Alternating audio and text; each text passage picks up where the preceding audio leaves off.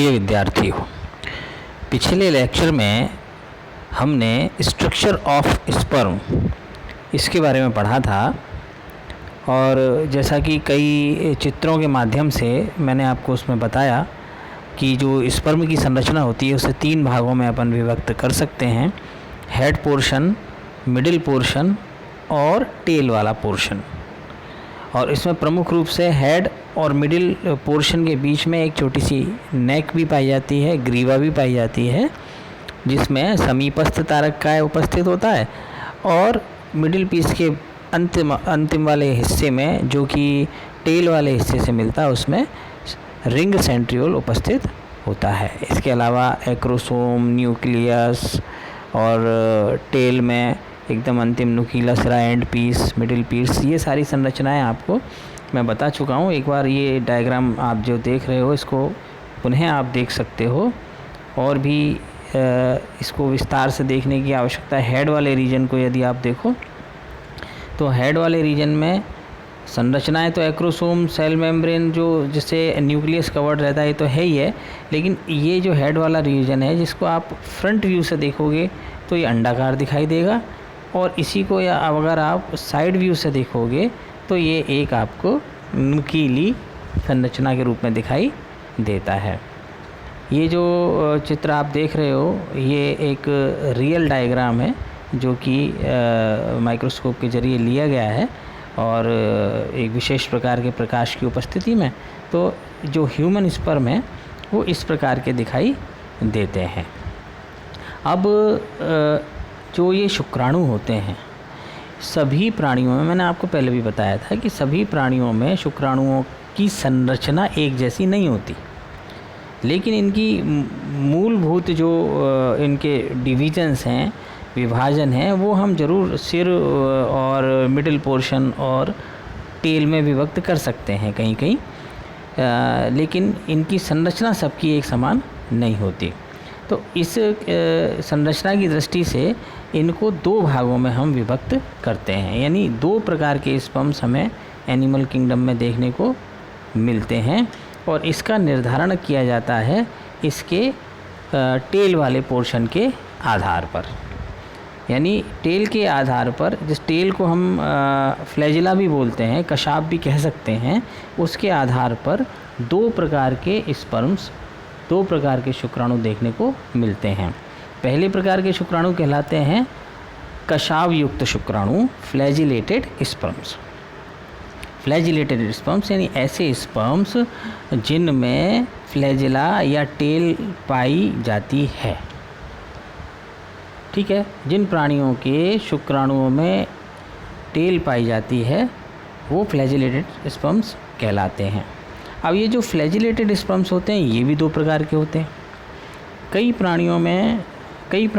अधिकांश प्राणियों में, जो कि ख़ास तौर से वर्टिब्रेट्स को बिलोंग करते हैं, जितने भी प्राणी जो वर्टिब्रेट्स के होते हैं, कशेरुकी प्राणी होते हैं, उनमें जो स्पर्म्स पाए जाते हैं वो मोनोफ्लैजिलेट स्पर्म्स होते हैं, यानी उनके स्पर्म में, उनके शुक्राणु में एक कशाप या एक पुच्छ पाई जाती है।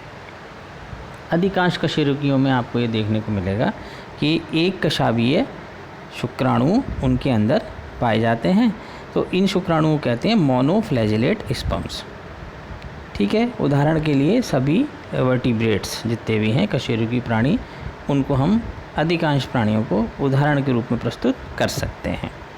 और दूसरे प्रकार के जो स्पर्म्स हैं वो होते हैं बाईफ्लैजिलेट स्पर्म्स।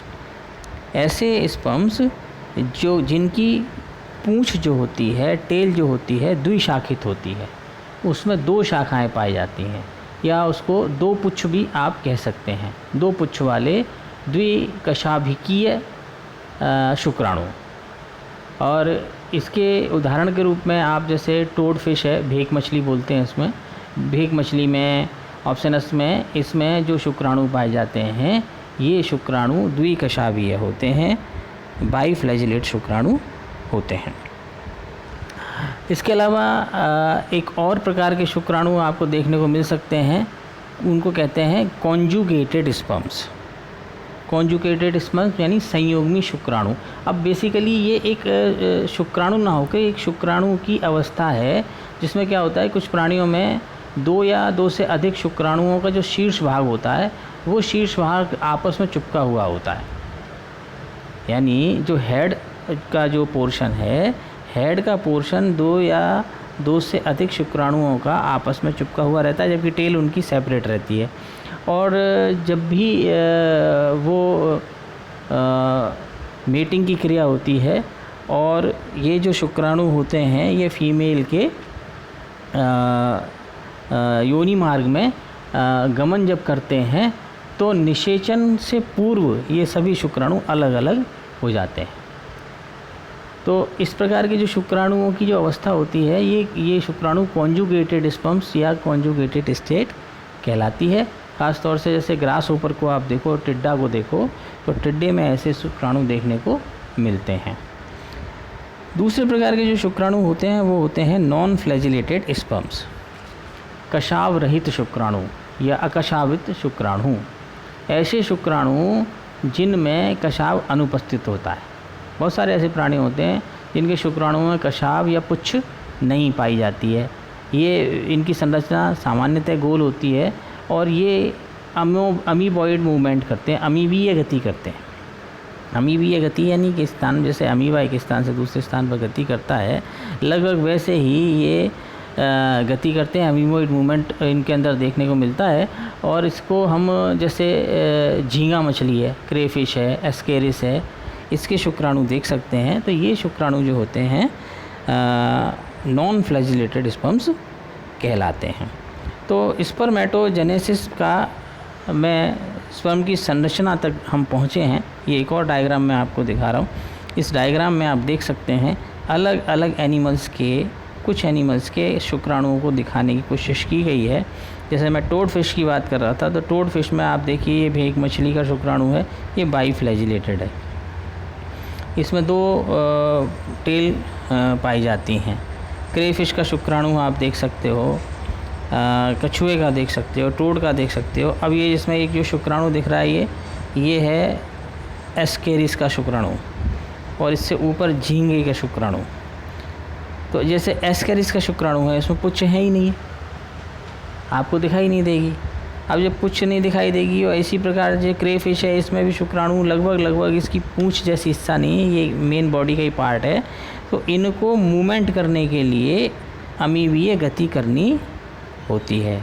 इसी प्रकार एम्फियोक्सिस वगैरह के कई सारे शुक्राणु ऐसे होते हैं, कई प्राणियों के शुक्राणु जिनका हेड रीजन जो होता है, हेड पोर्शन भी अलग अलग आकार का होता है। ये आप देख सकते हो, ये जो अलग अलग मछलियों के, एम्फियोक्सस के, पक्षी के, चूहे के ये जो शुक्राणु हैं, इनका हेड पोर्शन और उसकी आकृति भी अलग अलग आप देख सकते हैं। लोबस्टर का भी अलग प्रकार का। तो शुक्राणुओं के अलग अलग प्राणियों के शुक्राणुओं का आकार, उनका शेप, उनकी साइज़ वो अलग अलग प्रकार की होती है। लेकिन इनको हम प्रमुख रूप से पूंछ के आधार पर, टेल के आधार पर 2 प्रकार के शुक्राणुओं के रूप में, जो कि फ्लैजिलेटेड और नॉन फ्लैजिलेटेड होते हैं, विभाजित कर सकते हैं। तो ये कंप्लीट हुआ स्पर्मेटोजेनेसिस का टॉपिक। और अब आगे अगले लेक्चर में हम शुरू करेंगे oogenesis अंडजनन। Thank you.